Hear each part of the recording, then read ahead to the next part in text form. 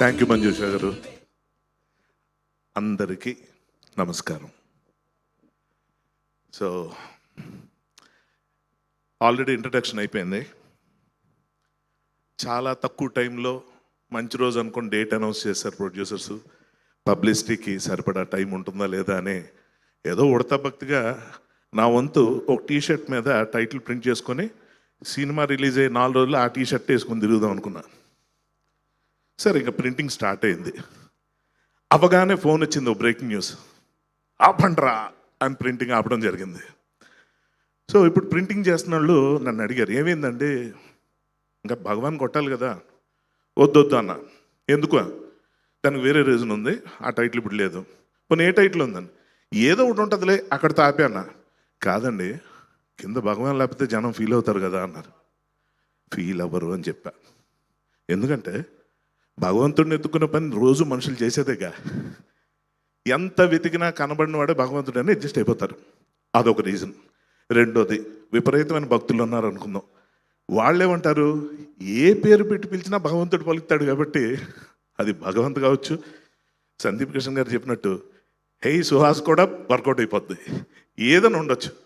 పైగా మనకున్న ఒక ట్రెండ్ మనందరికీ తెలిసిందే. అద్భుతమైన టైటిల్స్ పెడతాం సినిమాలకి. ఫర్ ఎగ్జాంపుల్, జగదేక వీడు అతిలో ఒక సుందరి అని టైటిల్ ఉంది. ఎంత మంచి టైటిల్. సీతమ్మ వాకిట్లో సిరిమల్లి చెట్టు, ఇలాంటివి పెట్టినప్పుడు ఏమవుతుందంటే, ఆ టైటిల్స్ పెట్టిన తర్వాత జగదేక వీడు అతిలో సుందరి కాస్త జేవిఏఎస్ అవుద్ది. సీతమ్మ వాకిట్లో సిరిమల్లి చెట్టు ఎస్విఎస్సి అవుద్ది. అంతెందుకు, మొన్న వచ్చిన మన శంకర్ వరప్రసాద్ గారు సినిమాకి ఆ ఆల్ఫాబెట్స్ కూడా పూర్తి వాళ్ళ ఎంఎస్జి అంట. సో అలా అన్ని షార్ట్ ఫామ్స్లో వచ్చేస్తాయి కాబట్టి ఇది కూడా హే భగవాన్ అంటారా, హే భగవంత్ అంటారా అన్నది కూడా లేదు, హై అంటారు అనుకొని నేను హైకి ఫిక్స్ అయ్యా. సింపుల్గా ఏ మూవీ అంటే హై అని. సో ఆ విధంగా ఆ ట్రెండ్ అంతా కంటిన్యూ అవుతున్న ప్రాసెస్లో ఇప్పుడు నాకు తెలిసిన ఇంకా గొప్ప విషయం ఏంటంటే, మారిన సినిమా టైటిల్స్ లిస్ట్ చూపించినప్పుడు అన్ని బ్లాక్ బస్టర్ హిట్సే. అంటే సినిమా బాగా నచ్చి ఈ టైటిల్ కూడా మార్చడం వల్ల ఈ సినిమా మంచి హిట్ అవుతుందని ఒక ఉద్దేశంతోనే ఆ టైటిల్ మార్చమని సలహా ఇచ్చారని నేనైతే అనుకుంటున్నాను. ఈ కథ విన్న దగ్గర నుంచి కూడా నేను నా క్యారెక్టర్ చెప్పడానికి మా డైరెక్టర్ గోపి నా దగ్గరికి వచ్చినప్పుడు నా క్యారెక్టర్ వరకు చెప్దామని పాపం ఆయన వచ్చాడు. మనకి రైటింగ్ అంటే కొంచెం పిచ్చి కదా, 2-3 క్వశ్చన్లు అడిగా. 45 minutes గాన్. షూటింగ్ ఆపి మరీ చెప్పడం మొదలుపెట్టాడు.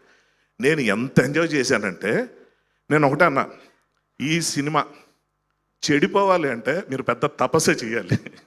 మామూలుగా అయితే యాజ్ ఇట్ ఈస్గా వచ్చిన తీరు తెన్ను ఎన్ని సర్ప్రైజ్లు అంటే ఇందులో ఏవేవి చెప్పాలో తెలీదు. ముఖ్యంగా మొన్న టీజర్ కానీ ఓ ట్రైలర్ కానీ ఏదైనా చూసిన ఆడియన్స్ అందరికీ ఒక చిన్న కథ, చాలా పెద్ద క్యూరియాసిటీ స్టార్ట్ అయింది. ఏంటంటే, ఏదో బిజినెస్ అంటున్నారు, ఏం బిజినెస్ అని. నిజంగా కథ తెలిసినోడిగా నాకు గెస్ వర్క్లు ఎన్ని విన్నానంటే, నాకు ఒక దగ్గర చిన్న షాకింగ్ కూడా అనిపించింది. మొన్న వచ్చిన దాంట్లో నా క్యారెక్టర్ వచ్చి ఇటువంటి బిజినెస్లు నడవడానికి వీలు లేదు అని అంటున్నప్పుడు గ్యాంబ్లింగ్, అక్కడ ఏదో మందు ఇవన్నీ చూపిస్తుంటే ఒక 2-3 అడగడం కూడా జరిగింది. అదే ఫైనల్గానే అది కాదు అని చెప్తే అసలు ఏంటని అడుగుతాడు. సరే అడిగితే మనం చెప్పేస్తాం ఏంటి, అదేం చెప్పలేదు కానీ ఒకటి మాత్రం చెప్తా. ఈ క్యూరియాసిటీతో 50% వచ్చే ఆడియన్స్ ఆ కథ విని ఆ సర్ప్రైజ్ చూసి దానితో ఉన్న ఎంటర్టైన్మెంట్ని ఎంజాయ్ చేస్తూనే అద్భుతమైన ఎమోషన్స్ ఇందులో ఉన్నాయి. అది మాత్రం నిజంగా స్టన్నింగ్. చాలా కాలం పాటు నిలబడిపోయే సినిమా అన్న విషయం నాకు ముందే తెలుసు. ఇప్పుడు ఈ టైటిల్ రిఫరెన్స్లు ఇవన్నీ చూసిన తర్వాత ఇంకా అర్థమైపోయింది. ఇది ఇది ఇది undoubtedly an extraordinary entertainment with highly emotional drama. ముఖ్యంగా దీని గురించి చెప్పాలంటే, సుహాస్ అతని నిజంగా మెచ్చుకోకుండా ఉండలేము. ఎందుకంటే సందీప్ కిషన్ గారు చాలా బాగా చెప్పారు. అది అంటే నేను అంత బాగా చెప్పలేకపోతాను. బట్ అతను నోయింగ్ హిమ్ అండ్ సినిమా గురించి అన్నీ చూసిన వ్యక్తి కాబట్టి, సుహాస్ పట్టుకుందల బంగారం అవుతుంది అని అనుకునే రోజుల్లో తర్వాత అర్థమైంది ఏంటంటే, ఆయన పట్టుకుందల బంగారం అవదు, ఆయన బంగారాన్నే పట్టుకుంటాడు. సెలెక్షన్ ఆఫ్ స్క్రిప్ట్స్ అన్నది ఎంత కీలకమైన రోల్ ప్లే చేస్తుందో ప్రతి యాక్టర్కి తెలుసు. అందరూ మంచి సినిమా చేయాలని అనుకుంటారు, అన్ని నమ్మకాలతో దిగుతాం, కానీ ఏది ఎలా అవుతుందో తెలియదు. ఇటువంటి కాంపిటీషన్లో, ఇటువంటి ఇన్సెక్యూరిటీలో ఏమి చేప కింద నీరులాగా మెల్లగా ఒక సుహాస్ కానీ ప్రియదర్శి కోర్స్ లేకపోయినా దాని గురించి చెప్పొచ్చు కదా మంచి దీంట్లో ఉన్నప్పుడు డెఫినెట్గా అటువంటి వాళ్ళ సినిమాలు అనేటప్పటికి డెఫినెట్గా ఆ టైటిల్ ఏంటి అన్నది ఎవరు చూడరు. ఇది సుహాస్ సినిమా అనుకుని వెళ్తారు. ఇంకొక అద్భుతమైన సర్ప్రైజ్ ఏంటంటే కాత్యాయని అలాగే పిలవాలని ఇష్టపడతాను అమ్మాయిని. ఎంత వండర్ఫుల్ పర్ఫార్మెన్స్ అంటే ఇక సుదర్శన్ కానీ ముఖ్యంగా సుదర్శన్ గురించి కొత్తగా చెప్పడానికి ఏం లేదు. ముఖ్యంగా నరేష్ గారు అండి, ఆయనతో ట్రెండ్ నడుస్తుంది ఈ మధ్య. ఏంటి రెండో పెళ్ళి అని అడిగితే మన పండుగ వచ్చిన సినిమాలు కాదు మళ్ళీ పెళ్ళి అంట. దానికి క్లాప్సే. ఆయన పెళ్లి గురించి సపోర్ట్ చేసిన క్లాప్సే, విడిపోతున్న క్లాప్సే, ఆయన ఏం చేసిన క్లాప్సే. పక్కన పెడితే ఎమోషన్స్ పరంగా ఆయన లైనప్ అంతా చూస్తున్న ఒక యాక్టర్గా కో యాక్టర్గా అసలు ఎంత బాగుందంటే, అంటే కొంతమంది యాక్టర్స్ ఉన్నారు ఈ సినిమాలో అంటే అది గ్యారంటీ ఆడేస్తుంది ఆ నమ్మకం కలిగించే యాక్టర్స్ ఉన్నారు ఈ మూవీలో. So I wish the entire team all the best. ఈ సినిమాకి ఇటువంటి కథకి అంటే హైలీ ఇమోషనల్ ఉంటుంది, ఎంటర్టైన్మెంట్ ఉంటుంది, వీటన్నిటితో పాటు డ్రామా మొత్తం ఏవేవి ఉండాలట అవన్నీ ఉంటాయి. వాటన్నిటిని చాలా బ్రహ్మాండంగా ఎలివేట్ చేసే music Vivek Sagar. He rocked it. మామూలు కాదు.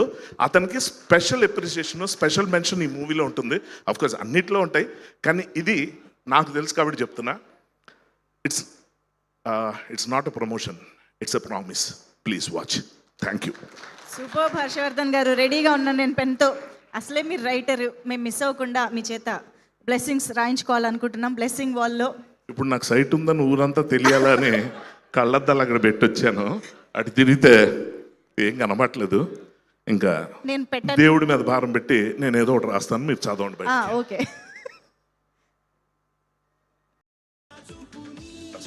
ఉంది